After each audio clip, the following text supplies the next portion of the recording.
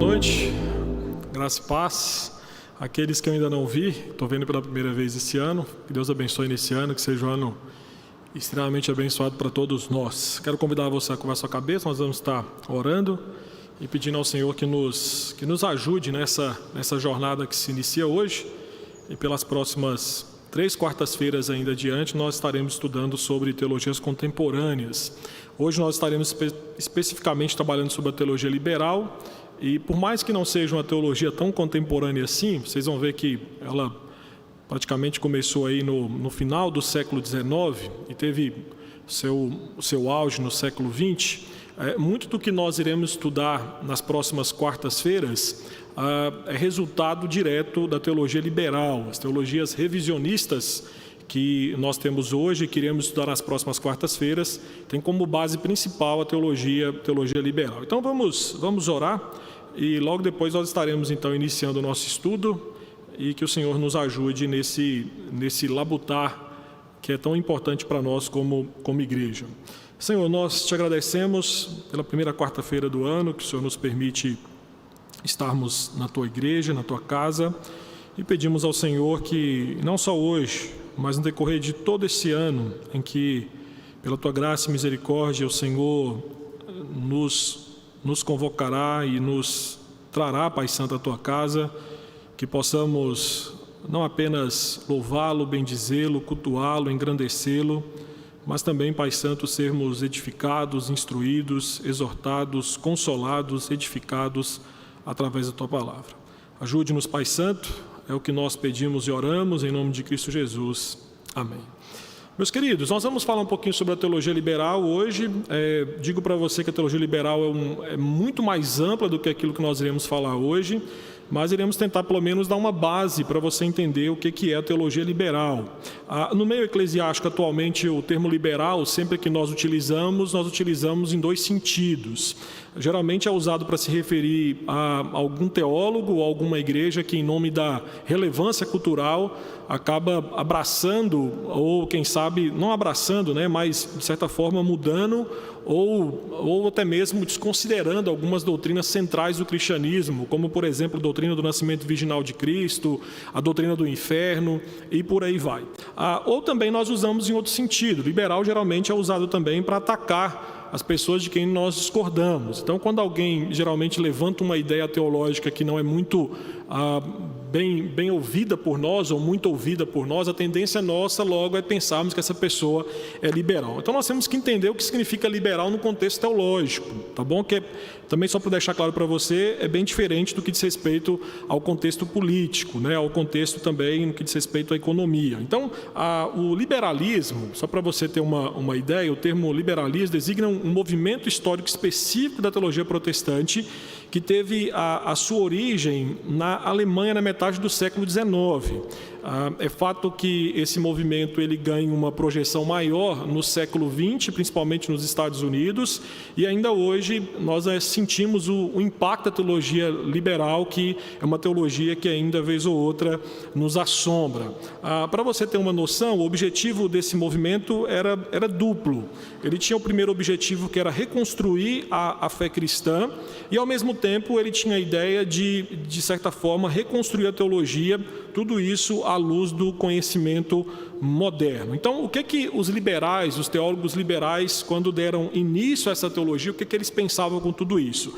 Eles estavam convencidos de que a teologia cristã não podia se dar ao luxo de ignorar descobertas recentes da sociedade ocidental. Então, vale lembrar que na época em que a teologia liberal surge, era uma época de grande efervescência, tanto teológica, filosófica, quanto científica. Então, foi uma época em que estávamos aí, à luz ainda da teoria da evolução, existia o romantismo, existia ainda a saída do iluminismo e entrada na modernidade. Então, foi uma época de grande efervescência coerência, tanto no lado filosófico, teológico, quanto também científico. Então, o que os teólogos liberais pensavam naqueles dias? Que a sobrevivência do cristianismo dependia da sua capacidade de adaptar-se à mentalidade científica e filosófica dos seus dias. Então, os defensores dessa teologia entendiam que a cultura exigia uma renovação do cristianismo, exigia que o cristianismo se adaptasse às necessidades espirituais do homem moderno,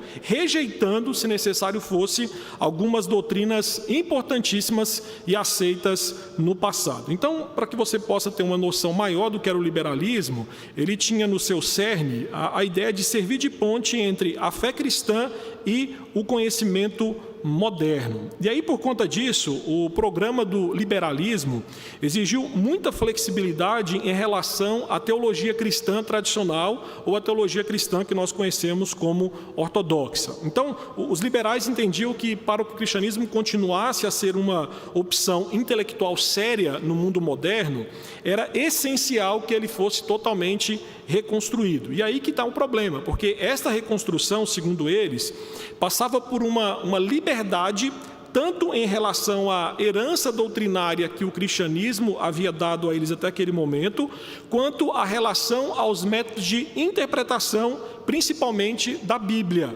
Então, aqui vale lembrar que quando a teologia liberal ela surge, já existia aquilo que nós conhecemos como o movimento da alta crítica da Bíblia, né? Que foi quando esse movimento colocou em xeque a inerrância das Escrituras, a infalibilidade da Bíblia e, ao mesmo tempo, também o que nós chamamos de inspiração das Escrituras. Então, dentro desse arcabouço aí é que surge, então, a teologia liberal com essa ideia de fazer uma ponte entre a fé cristã e o conhecimento moderno, e, se necessário fosse, abrindo mão de importantes doutrinas. O Alistair McGrath ele faz um resumo bem interessante do que era esse período de surgimento da teologia liberal, dizendo que nos casos em que a maneira tradicional de interpretar a Bíblia ou as crenças tradicionais pareciam comprometidas por avanço do conhecimento humano, era imperativo que elas as descartassem ou reinterpretassem de modo a alinhá-las com aquilo que já se sabia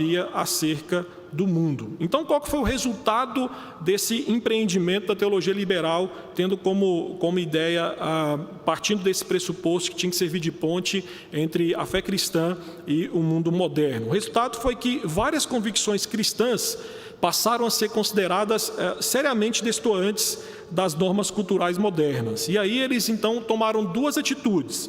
A primeira é que essas doutrinas, né, ou convicções cristãs foram abandonadas, e na ideia deles porque se baseavam em suposições ultrapassadas ou equivocadas, e que no mundo moderno já não podiam mais ser aceitas. Um exemplo disso, a doutrina do pecado original, na concepção dos liberais, ela foi atribuída a uma interpretação equivocada do Novo Testamento a partir dos ensinos de Agostinho. E uma segunda atitude dos liberais foi reinterpretar de maneira mais condizente com o espírito da atualidade aquelas convicções cristãs que eles achavam ultrapassadas. Então, um exemplo disso, a doutrina da divindade de Cristo. Os liberais entendiam que, na verdade, vamos dizer assim, a divindade de Cristo era algo inexistente. Nós vamos falar um pouquinho sobre isso mais para frente. E aí, então, eles reinterpretam dizendo que Jesus Cristo apenas exemplificou qualidades que a humanidade deveria imitar e que ele, de forma alguma, pode ser chamado de Deus. Obrigado, meu irmão. Então vamos começar aqui pensando sobre quem foi o pai aí do liberalismo, né? Eu vou tentar aqui, meu alemão está meio enferrujado, mas é o Friedrich Daniel Schleiermacher. É considerado como o pai do liberalismo, tá bom? Esse homem aí é que, de certa forma, dá base para tudo aquilo que vem depois do liberalismo. Então, o Norman Geisler diz que o Schleiermacher foi influenciado pelo pietismo, que enfatizava a devoção mais que a doutrina, pelo romantismo, que incluía a crença no panteísmo em oposição ao teísmo, lembrando que o romantismo também tinha uma ênfase muito grande na experiência, e pelo agnosticismo, seguindo aí o Immanuel Kant, que enfatizava o prático muito mais do que a teoria. Então, o Schleiermacher foi um teólogo alemão, que viveu aí entre 1768 e 1834, foi um homem que foi educado no pietismo morável, era vamos dizer assim, para muitos estudiosos aí do pensamento cristão moderno, eles são quase unânimes em conferir a Schleiermacher, por exemplo, a posição de pai da teologia moderna. Não apenas pai da teologia liberal, mas também pai da teologia moderna. Então, esse homem, para você ter uma ideia, alguns estudiosos o consideram como o príncipe da igreja, né? Outros o chamam como se fosse um dos grandes gigantes da igreja e, para muitos, o mais influente teólogo desde Calvino. E, para muitos, ele é visto, sim, como o fundador do pensamento teológico e religioso da modernidade. Então, o Schleiermacher, queridos, ele merece esse lugar de destaque, porque foi ele quem deu origem à teologia, que desde que teve os seus primórdios nele até hoje, ainda continua impactando e influenciando muito do pensamento teológico que nós conhecemos na pós-modernidade. Então, os seus simpatizantes, bem como os seus oponentes, de fato reconhecem o Schleiermacher como o originador da teologia liberal por causa do seu novo método de obter conhecimento teológico, um método que ele formulou. Então, só para você entender qual foi esse método que ele formulou, qual era o método teológico do Schleiermacher. A inovação dele estava no método teológico, estava em encontrar-se no voltar-se para o sujeito que crê. Então, só para você ter uma ideia, qual que é a proposta que ele faz aqui? Ele propõe uma mudança de fonte de reflexão teológica. Até o Schleiermacher, o que servia de fonte de reflexão teológica era um conjunto de proposições doutrinárias. Nós conhecemos aí como ortodoxia.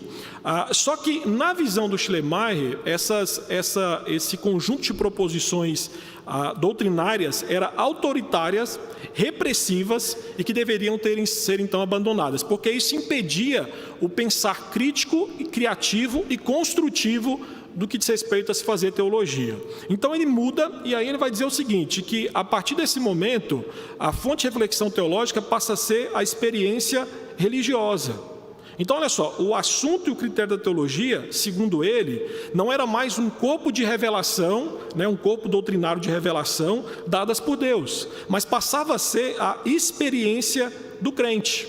Então, qual era a visão do Schleiermacher? Que nenhuma doutrina é sacrossanta, porque para ele tudo estava sujeito à revisão, porque a experiência religiosa na concepção dele era primária e a teologia e a doutrina era algo secundário e que deveria constantemente ser reformado em relação aos aspectos culturais. Então, na concepção do Schleiermacher, qualquer doutrina está presa a um determinado período histórico e não se pode, por isso, afirmar a sua validade permanente. Então, segundo ele, a tarefa da teologia na era presente é usar a reflexão crítica para expressar de maneira nova as implicações da consciência religiosa, da consciência teológica.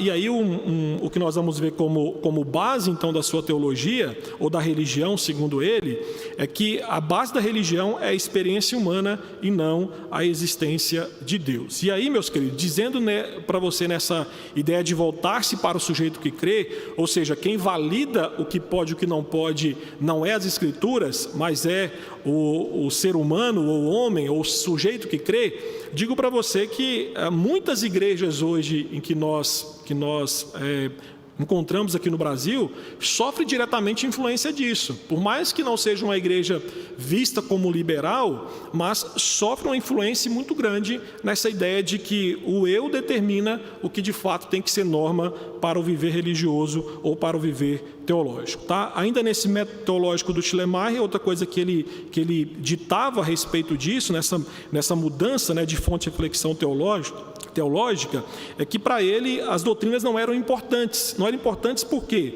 Porque elas eram apenas registro de sentimentos religiosos, ou seja, apenas registrava aquilo que os homens experimentaram de Deus e nunca a respeito de Deus, dos seus atributos ou do seu ser.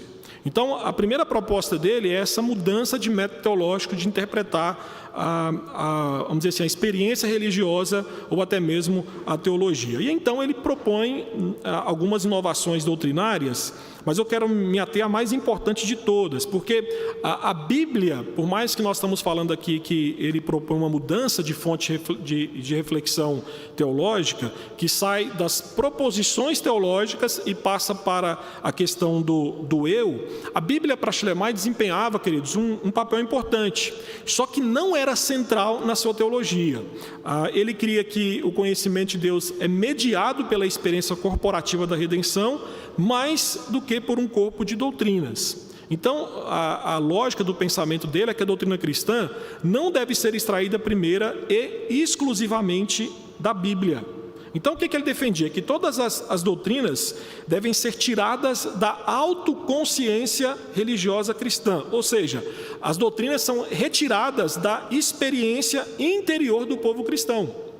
Então, o que é validade teológica para ele? É aquilo que cada um de nós experimentamos de Deus. Então, na lógica do Schleiermacher, aqui dentro, nesse ambiente que nós estamos aqui, poderia surgir várias reflexões teológicas e que seriam todas validadas como verdadeiras, certo? Então, porque você não tem um padrão objetivo para validar o que é certo e o que é errado.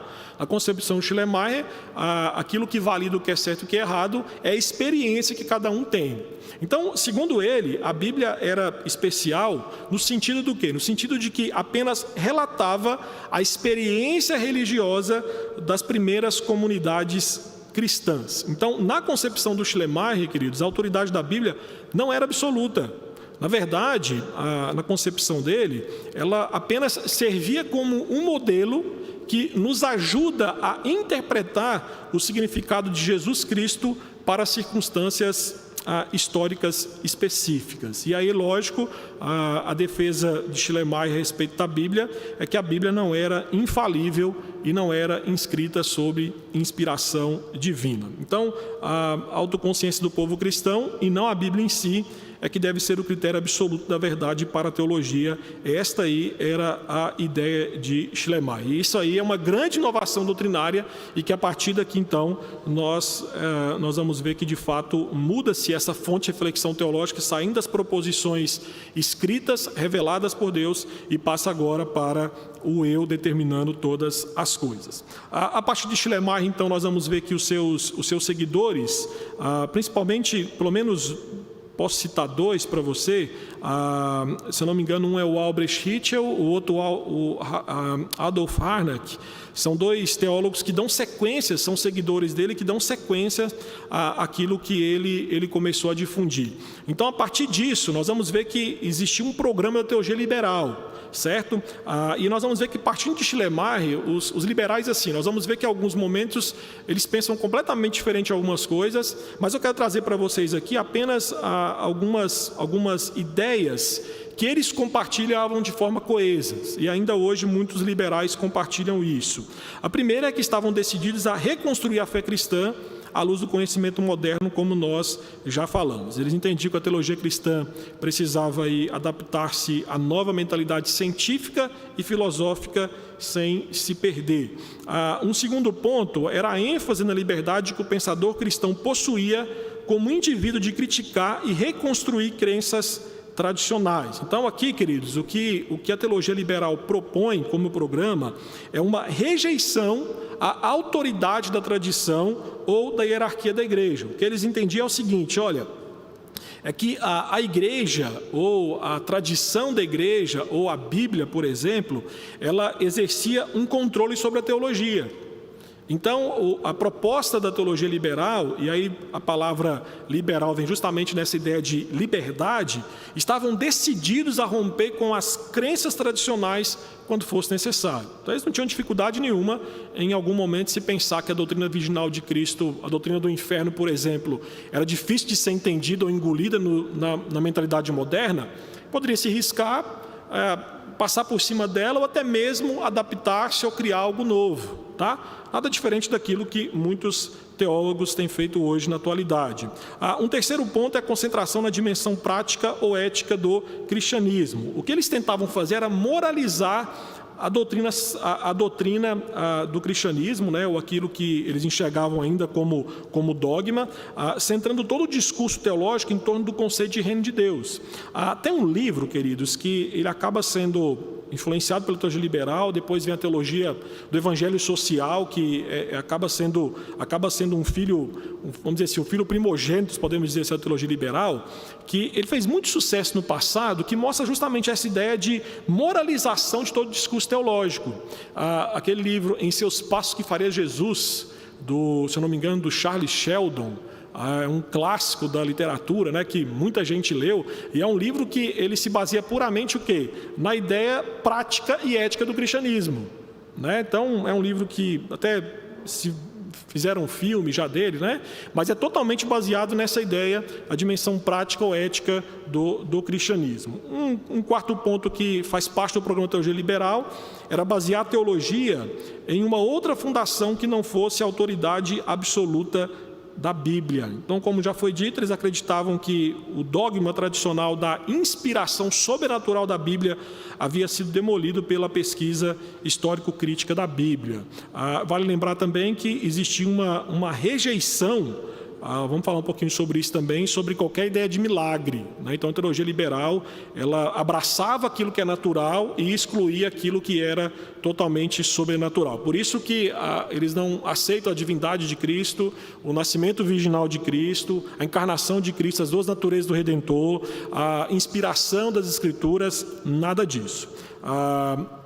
E um quinto ponto, um movimento contínuo em direção à imanência divina à custa da transcendência. Então, o que eles passaram a fazer foi construir seus pensamentos sobre a ligação entre o divino e o que o humano manifesta.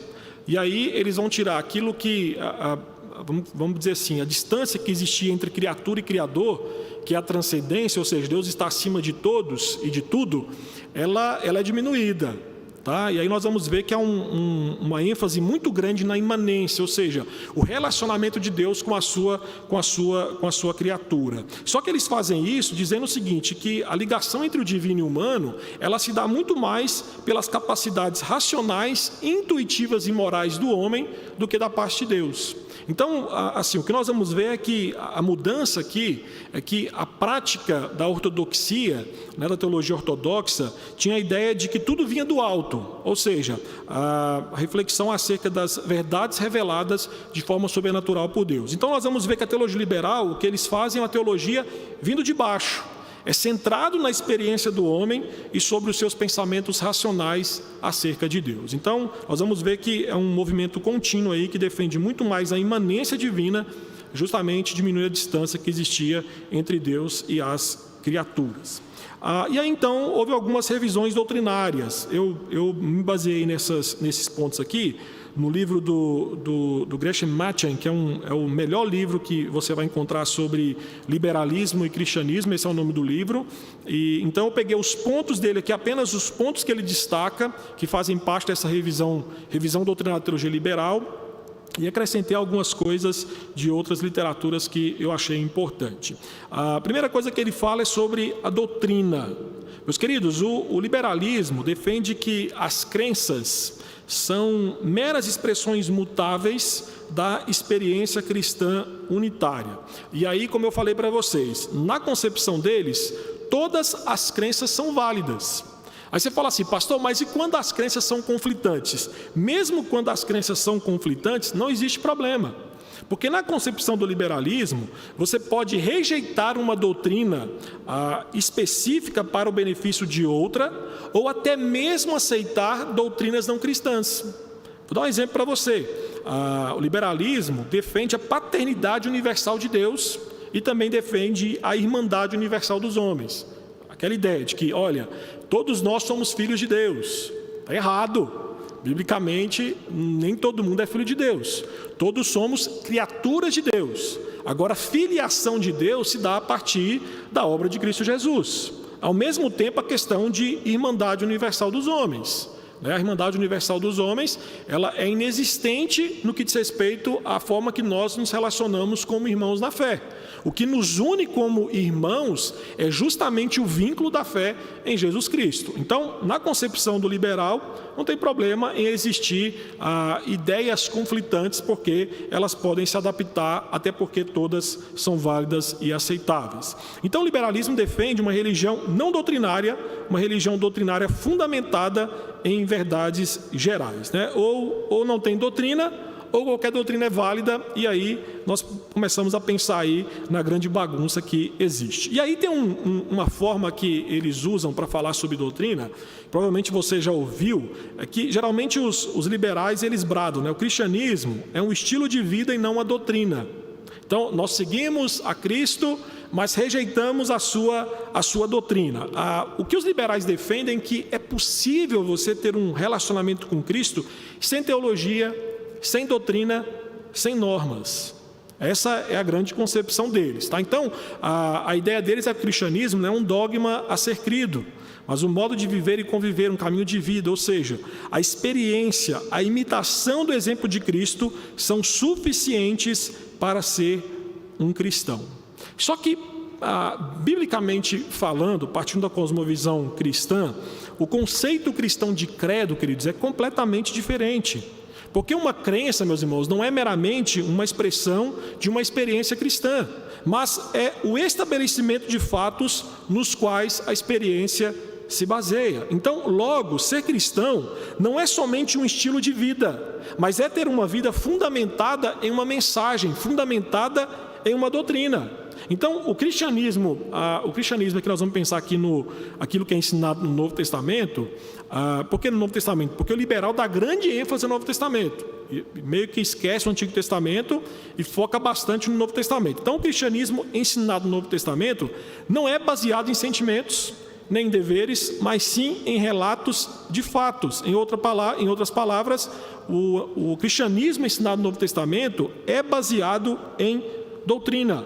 Dá um exemplo para você aqui, ó. Pega 1 Coríntios 15, versículos 3 a 7. Paulo está falando sobre o ensino que ele recebeu da igreja primitiva.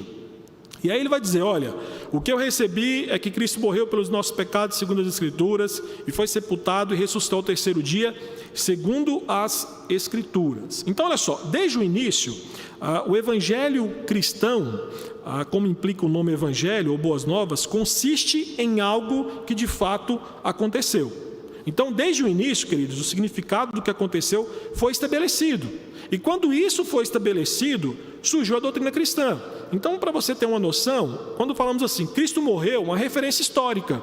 Cristo de fato morreu lá na cruz. Mas Cristo morreu pelos nossos pecados, aí nós entramos em doutrina. Então, um aspecto importante que você não pode se esquecer é que, sem esses dois elementos, narração dos fatos históricos, mas a narração dos fatos com seu significado, doutrina, não existe cristianismo. Então, qual que é a ênfase que o liberal vai dar aqui? Ele vai dizer, olha, nós não precisamos nem de referência histórica e nem mesmo precisamos de qualquer explicação dessa referência histórica. Porque o referencial, quem dá é você. Então, isso aqui são coisas necessárias. Só que eu quero que você perceba que os liberais são adogmáticos. Dogmáticos por quê? Porque para eles, queridos, se a doutrina ou a teologia ela é feita de experiências, nós vamos entender então que nenhuma questão teológica está fechada ou decidida. Pode se mudar a qualquer hora, uma experiência nova pode surgir e isso, de certa forma, muda toda a teologia. Então, esse é um dos problemas seríssimos de pensar a teologia adogmática, a teologia sem dogmas, a teologia sem credos. Isso é um problema porque, à luz do cristianismo no Novo Testamento, isto é insustentável. Até porque nós cremos em proposições, nós cremos em uma mensagem, nós cremos em uma doutrina. Então é importante você entender isso. Um outro ponto importante do liberalismo, a revisão que eles fazem é na pessoa de Deus. Uma coisa meio que absurda, porque quando você fala sobre teologia, o estudo de Deus, você vai ver que, de certa forma, você precisa conhecer Deus. Você precisa ter a noção correta do conceito de Deus. Mas, por liberalismo, eles entendiam que é desnecessário ter um conceito de Deus. Teologia, conhecimento de Deus, para eles era a morte da religião. Então, na concepção deles, nós não deveríamos buscar conhecer Deus, mas deveríamos apenas sentir a sua presença. Isso aqui, queridos, algumas igrejas, principalmente de linha neopentecostal e pentecostal, hoje nem tanto, mas alguns anos atrás sim, a ênfase muito grande no sentir, né, e não no entender.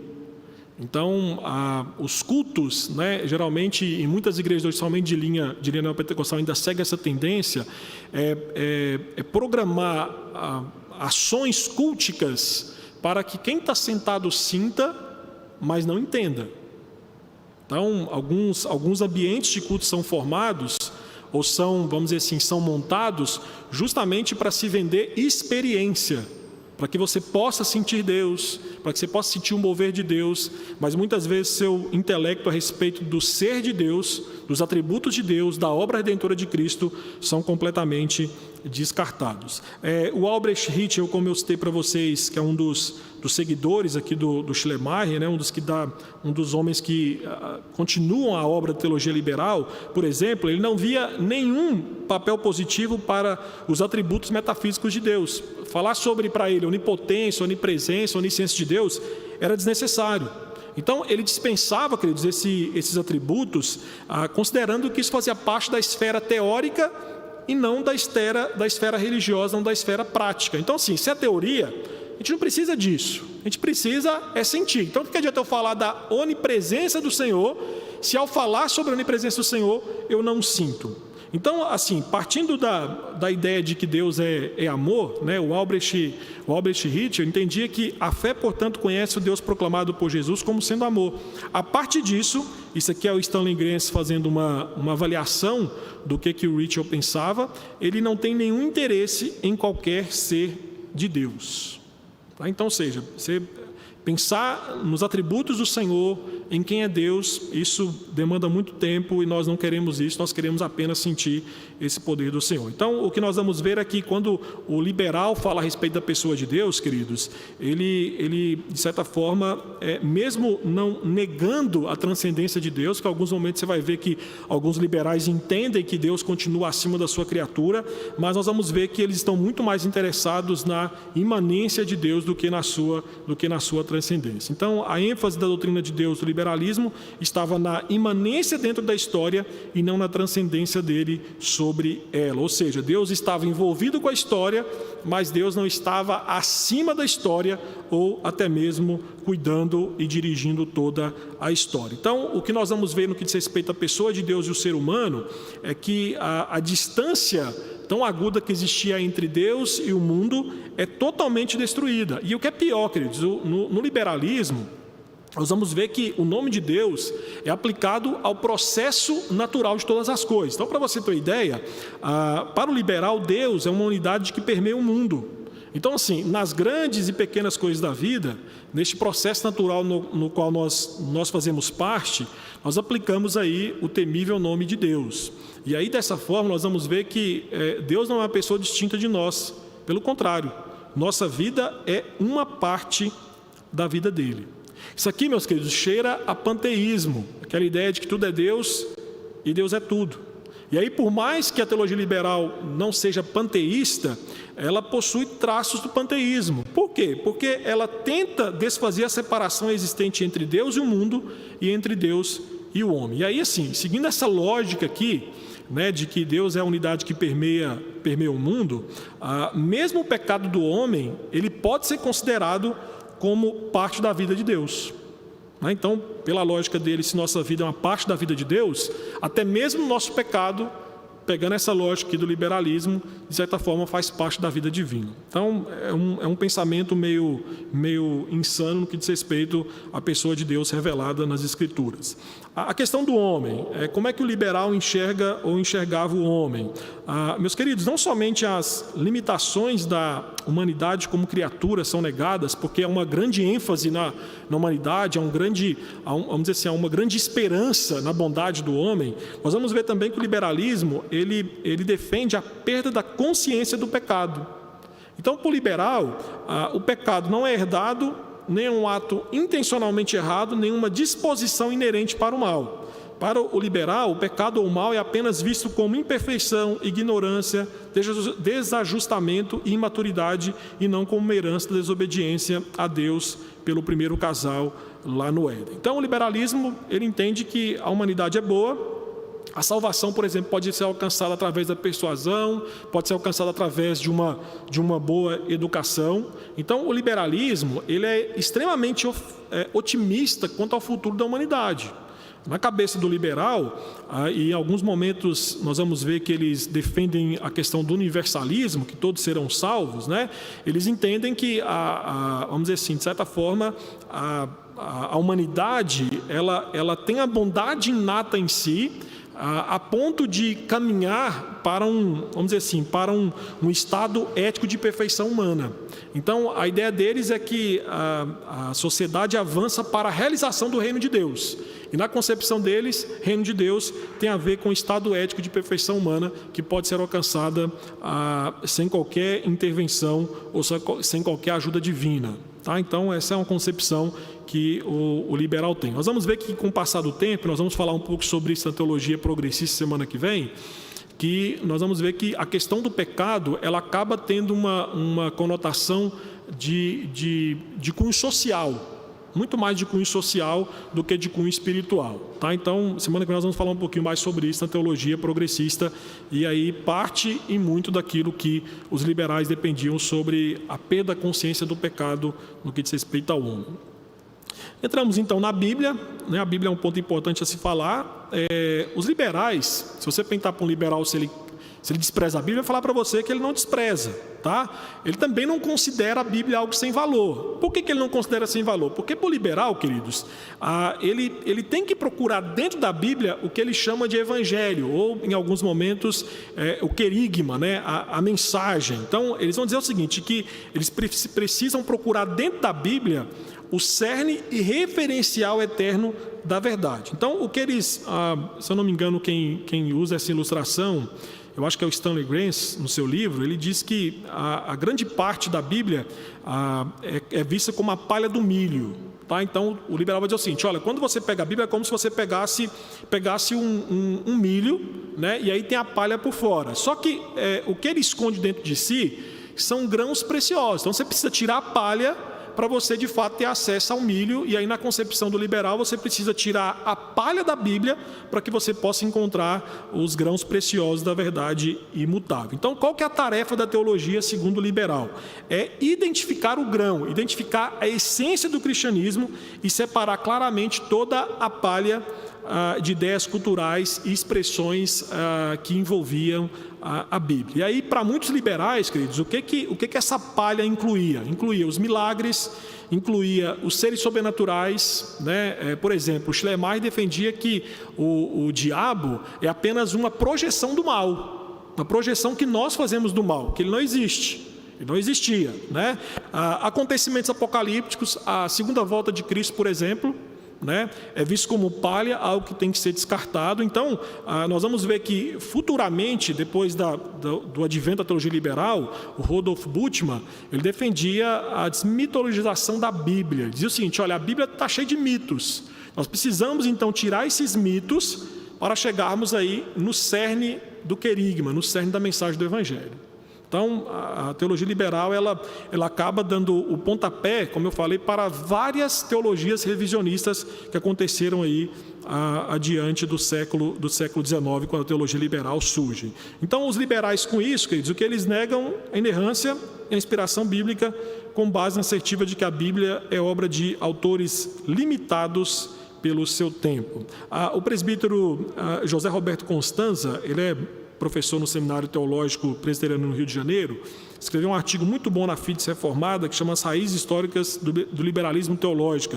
Você consegue achar isso na internet. E ele fala que a essência do cristianismo substitui a autoridade das Escrituras, dos credos e da igreja, não havendo contradição inerente entre a fé e a lei natural, entre a revelação e a ciência, entre o sagrado e o secular, e entre a religião e a cultura. Alguns por exemplo, o Karl Barth, que logo depois ele surge com a neo-ortodoxia, que de certa forma foi uma resposta e não aceitação à teologia liberal, ele de certa forma, ele vai falar algumas coisas sobre a questão das Escrituras, né? Como por exemplo, ele vai dizer, olha, a Bíblia não é a palavra de Deus, a Bíblia contém a palavra de Deus. Né? Então, nós vamos ver que há uma continuação daquilo que os liberais defendiam. Né? Apesar que o Karl Barth criticava a teologia liberal, dizendo que é uma teologia extremamente cultural, né? Ou seja, era uma teologia protestante cultural, baseado muito mais na cultura, mas o Karl Barth vem então e dá sequência a essa ideia da Bíblia, na ortodoxia, dizendo que a Bíblia não é a palavra de Deus, mas ela contém. Ou seja, em alguns momentos você consegue tirar a palha e encontrar o grão da verdade que se encontra lá dentro. Seguindo então, nós vamos ver a pessoa de Cristo. Né? Aqui também há problemas seríssimos na teologia liberal, que ainda hoje é sentida em grande parte das igrejas, em muitas igrejas evangélicas. Para os liberais, Jesus é apenas um exemplo para a fé e não um objeto para a fé. Tá? Então, o liberal, ele, de certa forma, ele tenta fazer o quê? Ele tenta ter a fé em Deus como aquela presumida por ele que Jesus teve em Deus. Então, ou seja, eu tenho que imitar apenas a fé de Jesus, mas eu não preciso ter fé em Jesus. Preciso imitá-lo, mas ter fé em Jesus é algo desnecessário. Então, o liberalismo, ele entende Jesus como o fundador do cristianismo. Então, o que o liberal vai dizer é que Jesus Cristo foi o primeiro cristão. E aí o cristianismo consiste na repetição da vida religiosa instituída pela pessoa de Jesus Cristo. Então você vai ver que o liberal, ele tem vamos dizer assim, interesse pela vida de Jesus apenas na vida histórica de Cristo como exemplo moral que exerceu impacto sobre a história. Eu tinha um professor no seminário que ele dizia o seguinte: sempre que você ouvir algum teólogo dizendo o seguinte, vamos dar atenção ao Jesus histórico, ligue as suas orelhas, fique bem atento, porque pode ser que daí parta para o liberalismo. O liberal, ele é extremamente eufórico com o Jesus histórico. Ele usa muito esse termo, o Jesus histórico. Então, a preocupação dele é apenas com a vida histórica de Jesus, apontando para o seu exemplo moral. Então, o liberalismo, ele nega a divindade e a encarnação de Cristo. Tá? Então, para o liberal, Jesus é igual ao resto da humanidade, né? Exceto que, pelo fato de que, desde o início da sua caminhada aqui na Terra, ele possuía uma absoluta e poderosa consciência messiânica, uma consciência de filiação celestial de Deus. Então, aquela autoconsciência de Deus, desde o início que pisou aqui na terra, Jesus Cristo já teve. Então, na teologia liberal, a consciência de Deus que Jesus possuía não era produto apenas da humanidade, era resultante da atividade de Deus em sua vida, era, porém, uma consciência completamente humana de Deus. E olha o que o Stanley Grenz fala sobre isso, né? Ele, de certa forma, falando aqui, na verdade, ele cita o Schleiermacher no seu livro. Deixa eu fechar esse negócio aqui, vamos lá. Dizendo o seguinte: o Redentor, então, é como todos os homens, em virtude da identidade da natureza humana, mas distinto dele pelo poder constante de sua consciência de Deus, que era a autêntica existência de Deus dentro dele.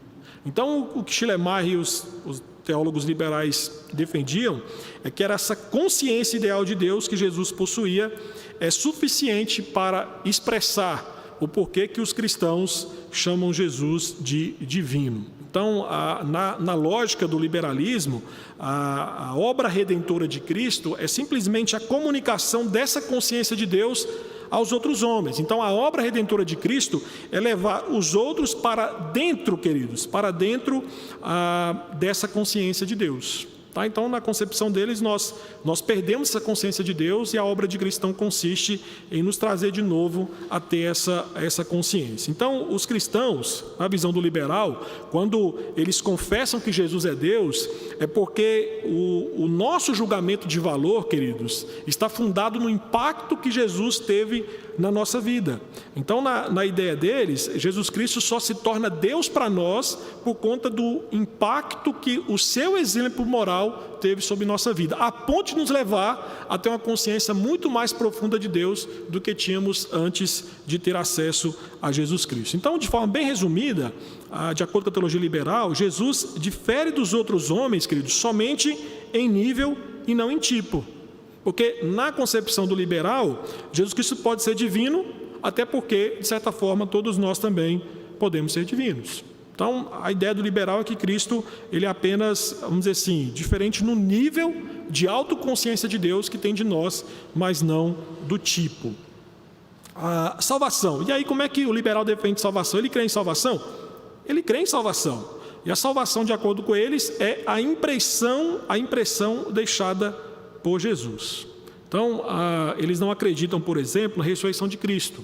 Mas o que eles defendem? Eles defendem a influência permanente de Jesus após o túmulo. Tá? Então, na concepção deles, é assim, basicamente assim.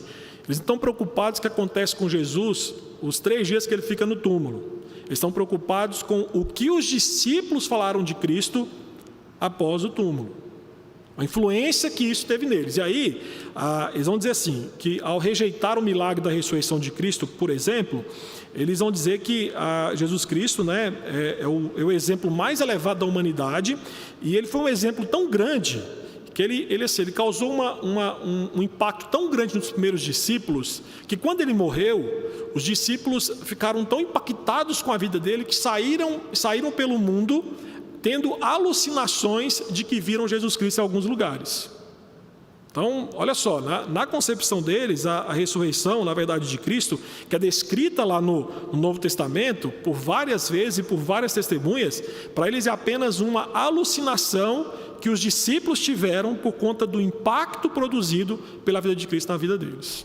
Então, eles esvaziam, né, a ressurreição no que diz respeito ao seu aspecto sobrenatural e tentam aí harmonizar com o naturalismo. Então, na verdade, se existir salvação no liberalismo, ela de fato encontra-se na pessoa do homem e não na pessoa de Deus. Outro ponto importante sobre a salvação é que, por exemplo, o liberal ele rejeita a expiação vicária de Cristo.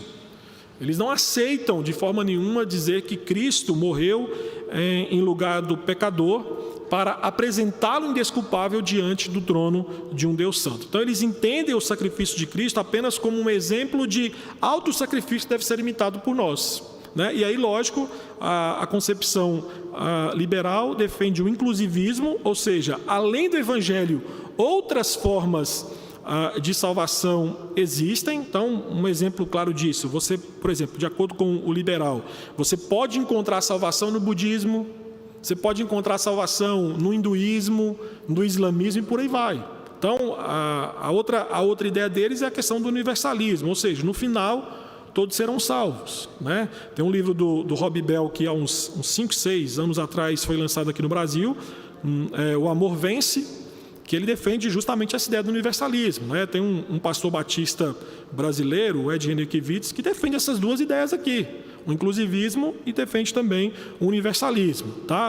Há várias pregações dele, vários estudos dele, justamente apontando para essa ideia. Um deles, ele entende que, por exemplo, ele falando que iremos chegar no céu, iremos contar com Hitler, né?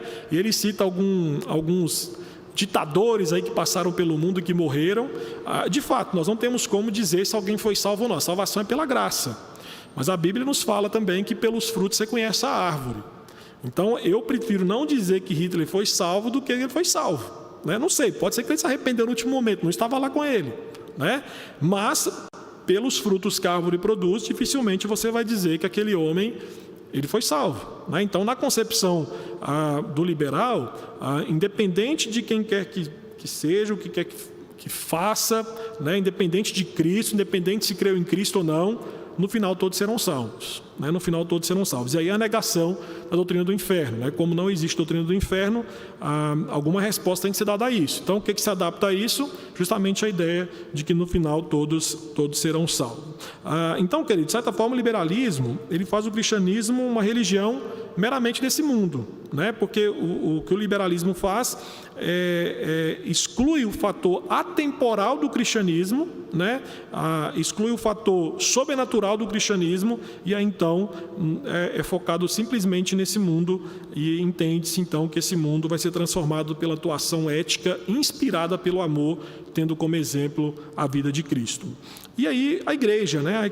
A eclesiologia liberal, queridos, ela é muito mais filosófica do que teológica, tá bom? Então, o que o liberal vai entender sobre igreja é que a igreja é uma sociedade que reúne pessoas com o mesmo ideal, né? Qual ideal que é esse? Né? Seguir os princípios e ideias anunciadas por Cristo. Então o liberal entende isso, né? Digo para você que aqui não tem em nada diferente do espiritismo, por exemplo. O espiritismo defende na prática justamente isso, né? Seguir os princípios os princípios morais deixados por Jesus Cristo, mas não o tendo como o seu Salvador. Os liberais defendem a fraternidade e paternidade universal, entendem aí que todos são filhos e irmãos em Deus, né? Então, um outro ponto importante sobre a igreja, eu até já falei isso um pouquinho para os irmãos instantes atrás, é que na concepção deles, né, no que diz respeito à igreja, o sentimento religioso é algo universal, né? E isso aí, queridos, faz com que cada ser humano é capaz de experimentá-lo. Então, nessa ideia, vamos dizer assim, todos os sentimentos religiosos são válidos. E aí por isso então que os liberais defendem a ideia do ecumenismo, né? Não tem dificuldade nenhuma, por exemplo, um liberal se reunir para, vamos dizer assim, para um momento festivo, não sei. Vamos pensar aí, geralmente tem muito isso não sei se é formatura, geralmente, não sei se aqui tem isso, né? Mas no interior de Minas, onde eu trabalhei um tempo, nas escolas tinha muitos dias dos pais, por exemplo. Aí chamava lá um padre, chamava um espírito, chamava um pastor, chamava um pai de santo, né? E aí eles faziam um culto ecumênico ali. Então, por exemplo, o pastor vinha e pregava, aí depois vinha o católico que falava sobre Maria, aí depois vinha, né, falando sobre Allan Kardec, e por aí vai. Então, na concepção do liberal, queridos, não teria dificuldade nenhuma em fazermos um culto ecumênico aqui. Então, você imaginou, né? A abertura é feita pelo monge budista. O monge budista chega aqui e fala as concepções religiosas dele. Logo depois, nós chamaríamos aqui um muçulmano para falar sobre Alá. E no final, um padre pregaria normalmente. Na concepção do liberal, isso é possível. Por quê? Porque na concepção dele, né, o sentimento religioso é algo universal. Então, por isso, no que diz respeito à igreja, é possível essa ideia de ecumenismo. E aí, meus queridos, qual foi então a resposta ortodoxa? Eu quero me basear aqui, a princípio, na primeira resposta ortodoxa que teve na época ao liberalismo, tá bom? Teve o fundamentalismo teológico. A palavra fundamentalismo, ela infelizmente, ela foi, vamos dizer assim, ela foi esvaziada do seu significado. A palavra fundamentalismo, ela hoje está carregada com um conceito aí de intolerância, né, de anti-intelectualismo e por aí vai. Só que a primeira coisa que nós temos que fazer é entender que esses conceitos negativos, queridos, não podem de forma alguma ser vinculadas aos teólogos evangélicos conservadores que deram origem ao movimento do fundamentalismo teológico, tá? É fato que nós vamos ver que com o passar do tempo o fundamentalismo teológico ele tem uma visão muito sectarista da igreja, e aí surge o evangelicalismo, que é uma resposta a essa aberração que o fundamentalismo teológico se torna. Mas no início o fundamentalismo teológico ele aparece como algo bom. Ele aparece como proposta de teólogos conservadores ortodoxos como uma resposta ao liberalismo. Então, o movimento evangélico, queridos, assumiu o nome fundamentalismo por causa da publicação de uma série de ensaios teológicos sob o título Os Fundamentos, um testemunho da verdade. Então, na verdade, isso foram ensaios, tá? Que foi lançado entre o ano 1910 e 1915, que defendiam a historicidade e infalibilidade bíblica do cristianismo. Então, essa obra, queridos, reunia artigos escritos naquela época pelos principais acadêmicos, teólogos evangélicos que passaram a defender os fundamentos da fé cristã. Para você ter uma ideia, Os temas envolvidos nessa série foram a inspiração e infalibilidade da Bíblia, a divindade de Cristo, o nascimento virginal, a perfeita humanidade, a suficiência da morte de Cristo para pagar o castigo devido por pecadores a um Deus santo, a ressurreição literal de Cristo, o retorno literal de Cristo na sua segunda vinda. Então, esse movimento fundamentalismo teológico é a primeira resposta, vamos dizer assim, da igreja protestante ortodoxa à teologia liberal, bem como as transformações culturais que estavam aí atreladas à teologia liberal. E aí um dos grandes nomes nessa época foi o americano Gresham Machen. Esse homem, ele acabou tendo contato com o liberalismo na Alemanha, na sua formação, e ele fica chocado com isso, e ele, como americano, quando volta para os Estados Unidos, então, ele se propõe a levantar a bandeira contra o liberalismo. Para você ter uma ideia, o livro que ele publicou em 1923, Cristianismo e Liberalismo, é considerado por muitos como um manifesto fundamentalista por excelência. Meus irmãos, esse livro é muito bom, vale a pena você investir, é um livro de 150 páginas, mas é um livraço que você tem que ter na sua cabeceira e ler. Esse livro aqui, ele nos ajuda a entender muito daquilo que existe hoje como produto da teologia liberal. Então, esse livro dele, queridos, é um ataque frontal à teologia liberal. Então, a tese do Machen é que o liberalismo teológico não deveria ser considerado sequer uma corrente teológica aceita dentro do cristianismo. Então, a tese que ele comprova durante o livro é que o liberalismo é, na verdade, uma outra religião. Então, qual que é a proposta dele no livro? A proposta dele no livro, queridos, não é fazer um contraste entre fundamentalismo e liberalismo, mas é fazer um contraste entre cristianismo e liberalismo, porque na concepção dele, ele mostra isso no seu livro, a teologia liberal conflitava com a própria verdade do cristianismo, deixando de ser teologia cristã bíblica. E aí o que é interessante sobre esse homem é que em 1935 ele era pastor na igreja presbiteriana dos Estados Unidos, na PCUSA, que foi a igreja que mandou o missionário Simonton para o Brasil.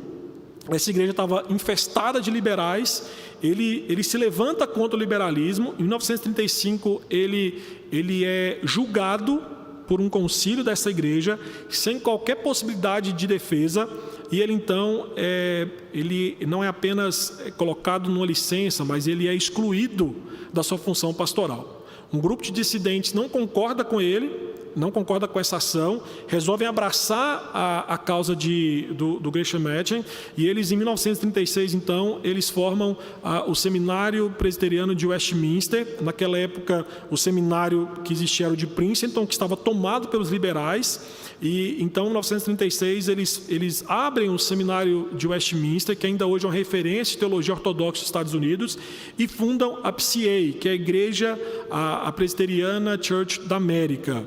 É a igreja que se mantém ainda nos Estados Unidos livre do liberalismo. Aí você pensa assim, mas por que esse homem é tão importante? É importante para nos mostrar, queridos, como que uma igreja, quando ela não se preocupa com o liberalismo, que entra de forma sutil na igreja, algumas décadas depois, ela está morta.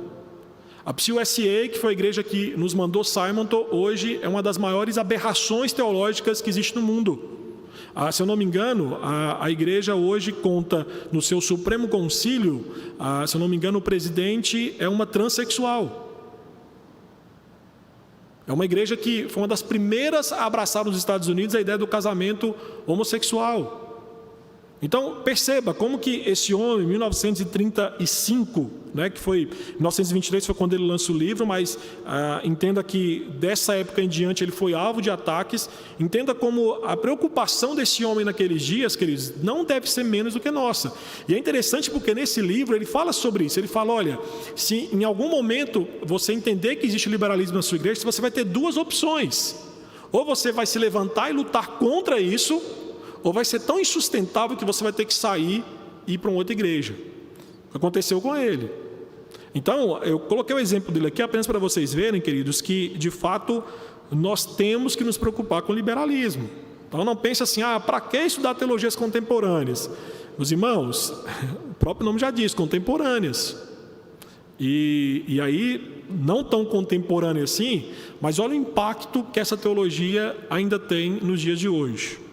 Então, por isso é importante você entender que existem alguns heróis aí que Deus levantou ao longo da história da igreja e que às vezes nós nem conhecemos e sabemos tanto de suas vidas.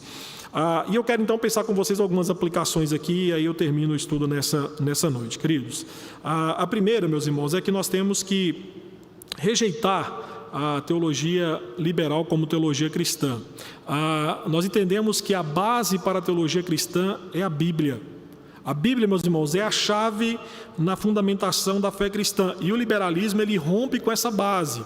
Então, como nós falamos, toda a fundamentação do liberalismo está em duas fontes: a experiência pessoal e a cultura. Então, o que nós dissemos para vocês, e não falamos tanto assim, mas os óculos de interpretação da realidade, no que diz respeito à teologia liberal, parte da cultura e da experiência pessoal que eu tenho para com essa cultura, para depois ir para as Escrituras. Então, ou seja, é o meu relacionamento e experiência com a cultura que valida o que está nas Escrituras, quando na verdade tem que ser o contrário.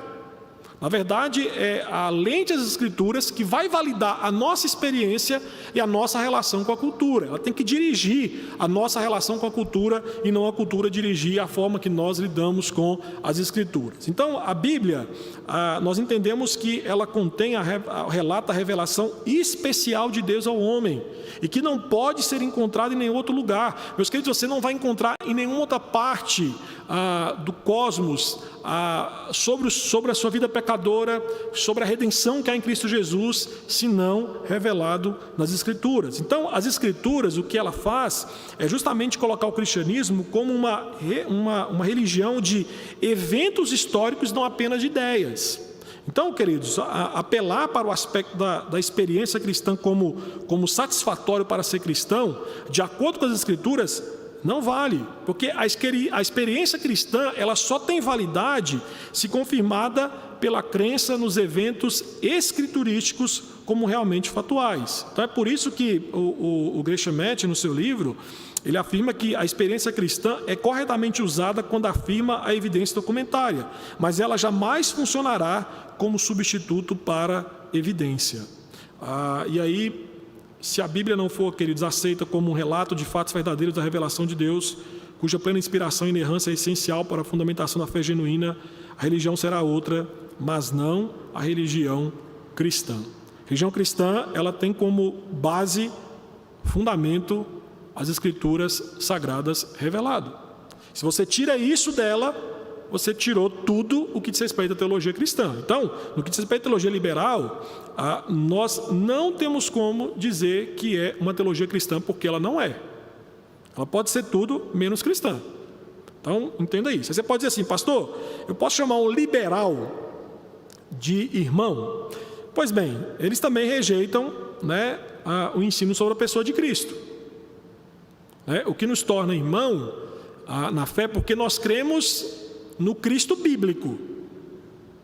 Então, se eu creio em um Cristo diferente das Escrituras, um Cristo sentimento, um Cristo cultural, de certa forma, eu tenho dificuldade de lhe chamar de irmão na fé, porque a nossa crença no Cristo não é a mesma, é um Cristo diferente.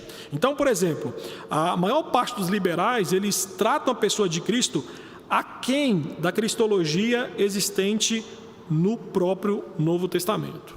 Então, como eles valorizam muito o Novo Testamento, quando fala sobre a pessoa de Cristo, a partir do Novo Testamento, nós vamos ver que a cristologia do liberalismo, ela é aquém do que a Bíblia fala sobre Cristo. Então, de modo algum, o liberal apresenta Cristo como Emanuel, como o Deus conosco.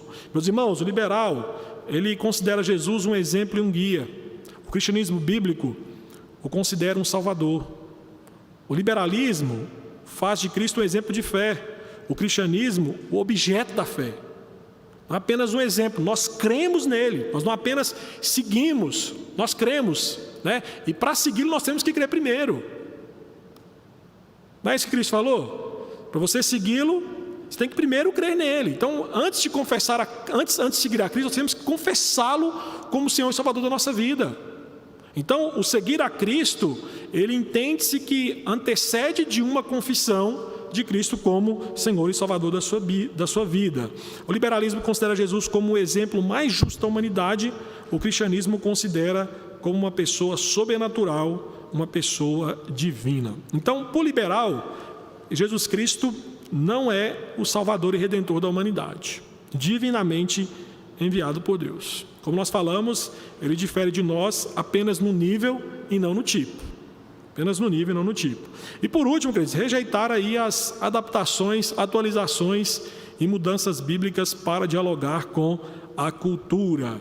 Meus queridos, as igrejas aí preocupadas em serem culturalmente relevantes negligenciam o evangelho promovendo mudanças ou adaptações, né? Eu citei para vocês o Ed Renekiewicz, que ele, esses dias atrás, falou sobre isso, que a Bíblia precisa passar por uma atualização, né? É uma ideia extremamente liberal isso. E ele ainda vai dizer, olha, nós não podemos basear que somos contra o casamento homossexual por conta de 2 ou 3 ou 4 textos bíblicos. Nós precisamos atualizar esses textos. Ou seja, precisamos fazer uma releitura do que a Bíblia fala sobre esse assunto, para que isso possa ser mais palatável, né? Vamos dizer assim, para o gosto do cliente, para que aquele que senta e ouve possa gostar da mensagem que está sendo proferida. Existe um movimento nos Estados Unidos, e década de 60, 70, 80, mas ganhou grande ênfase mesmo em 90 e 2000, que chamava Movimento Sensível aos Interessados. O que esse movimento propunha? Que tudo aquilo que for ofensivo para as pessoas que se assentam nos bancos da igreja devem ser retirado da pregação. Então você não pode falar sobre pecado, você não pode falar sobre inferno, você não pode falar sobre crucificação, mortificação, santificação, porque isso ofende quem está sentado. E se ofende quem está sentado, então não é uma doutrina muito boa de ser falada. O exemplo claro que eu dou para vocês aqui agora é a doutrina do inferno. Por exemplo, os liberais, eles sempre defenderam que a ideia do inferno, por mais que Jesus tenha falado sobre ele, era algo inadmissível. Então os liberais, eles nunca aceitaram e ainda não aceitam a doutrina do inferno, porque a doutrina do inferno, queridos, inclui a ideia da punição eterna consciente e o derramamento da ira divina sobre pecadores impenitentes. Então, como eu citei para vocês, o pastor americano Rob Bell, há alguns anos atrás, lançou um livro que ganhou notoriedade no mundo, O Amor Vence.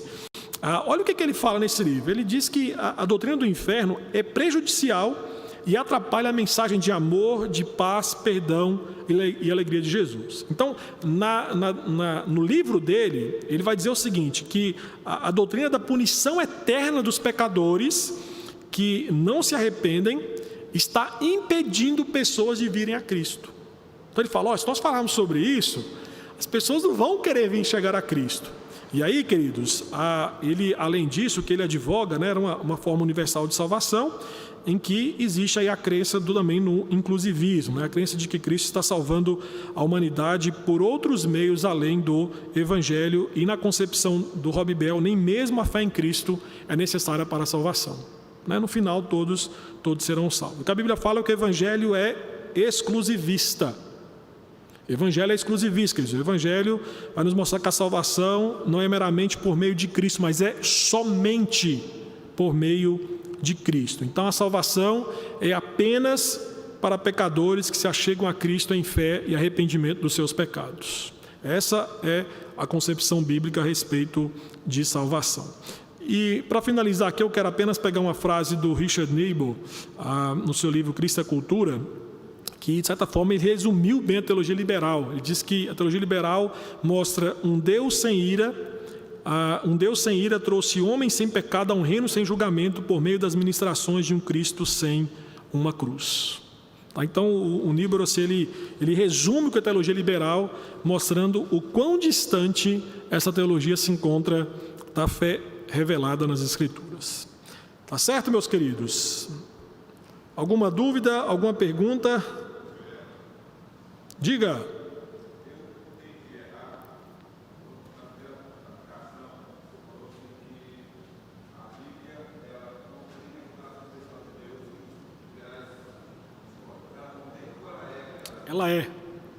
Ela contém no sentido de que a revelação do Senhor, ela se distingue em duas formas, especial e geral. Tá? Especial e geral. Então, quando eu falei que ela contém, né, lógico que são terminologias, porque o liberal vai dizer o seguinte, a Bíblia contém, mas ela não é. Em hipótese alguma ela apenas alguns momentos ela contém. Então, pode ser que na hora que eu estou falando eu falei alguma terminologia, mas a ideia é que a revelação geral se distingue em duas: revelação geral e especial. A especial, ela está onde? Ela está na Bíblia. Você só tem conhecimento da sua condição de pecador quando você lê a Bíblia. Na revelação geral, o máximo que você tem, como diz Romanos 1, é o conhecimento da existência de Deus. Então, por exemplo, na revelação geral, eu olho para uma árvore e eu não consigo ver que eu sou um pecador. Eu consigo ver a existência de um Deus criador. Então, eu preciso da revelação especial para, de fato, mostrar a gravidade do meu pecado. Então, pode ser que na hora que eu estava falando, eu acabei usando terminologia contém, mas no sentido de que, explicando agora, fica mais fácil entender que existe essa distinção em teologia geral, revelação geral e especial, tá bom? Então, na Bíblia nós temos a revelação especial de Deus e na natureza a revelação geral de Deus, tá bom? Mais alguma dúvida, meus irmãos?